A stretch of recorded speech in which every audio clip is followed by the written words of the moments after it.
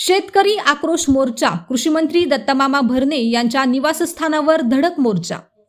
इंदापूर तालुक्यात अवकाळी पाऊस, वादळी वारे आणि नैसर्गिक आपत्तीमुळे शेतकऱ्यांचे मोठ्या प्रमाणात नुकसान झाले आहे।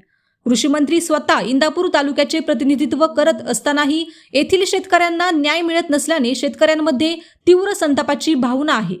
या पार्श्वभूमीवर पुणे जिल्हा युवक काँग्रेसच्या वतीने मंगळवार दिनांक 10 जून 2026 रोजी सकाळी 9:30 वाजता अंथुर्णे तालुका इंदापूर जिल्हा पुणे येथे कृषीमंत्री दत्तामामा भरणे यांच्या निवासस्थानावर शेतकरी आक्रोश मोर्चाचे आयोजन करण्यात आले आहे। या आंदोलनामध्ये नुकसानग्रस्त शेतकरी आपल्या शेतातील नुकसान झालेला ऊस, केळी, डाळिंब व इतर पिकांचे अवशेष कृषीमंत्र्यांना भेट म्हणून देऊन शासनाच्या निष्क्रिय कारभाराचा निषेध व्यक्त करणार आहेत। शेतकऱ्यांच्या व्यथा आणि संताप शासनापर्यंत पोहोचविण्यासाठी हे आंदोलन करण्यात येत आहे। तरी सर्व वृत्तपत्र, वृत्तवाहिन्या, डिजिटल मीडिया प्रतिनिधी, छायाचित्रकार व पत्रकार बंधूंनी या आंदोलनास उपस्थित राहून शेतकऱ्यांचा आवाज जनतेपर्यंत पोहोचवावा ही नम्र विनंती। स्थळ अंथुर्णे तालुका इंदापूर जिल्हा पुणे दिनांक 10 जून 2026 वेळ सकाळी 9:30 वाजता। उमेश प्रमोद पवार, अध्यक्ष पुणे जिल्हा युवक काँग्रेस। उमेश पवार, अध्यक्ष पुणे जिल्हा युवक काँग्रेस।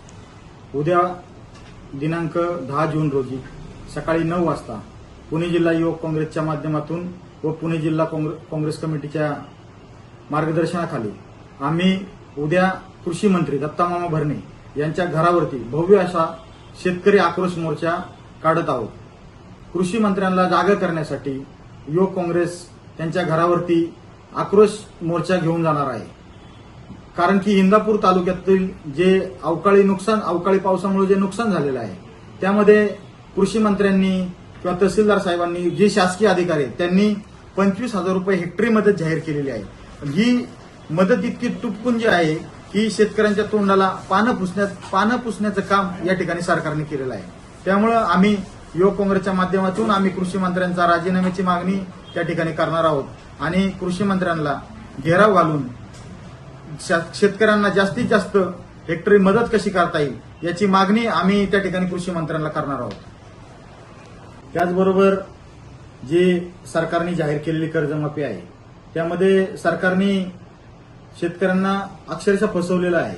त्यामध्ये कर्जमाफी, सरसकट कर्जमाफी शेतकऱ्यांची झाली पाहिजे, 7/12 कोरा झाले पाहिजे अशा पद्धतीची मागणी घेऊन आम्ही युवक काँग्रेसच्या वतीने कृषी मंत्र्यांना भेटणार आहोत। आणि आता जो अवकाळी पाऊस झाला त्यामध्ये इंदापूर तालुक्यातीलच ऊस आणि केळीचं भरपूर प्रमाणात नुकसान झालेलं आहे।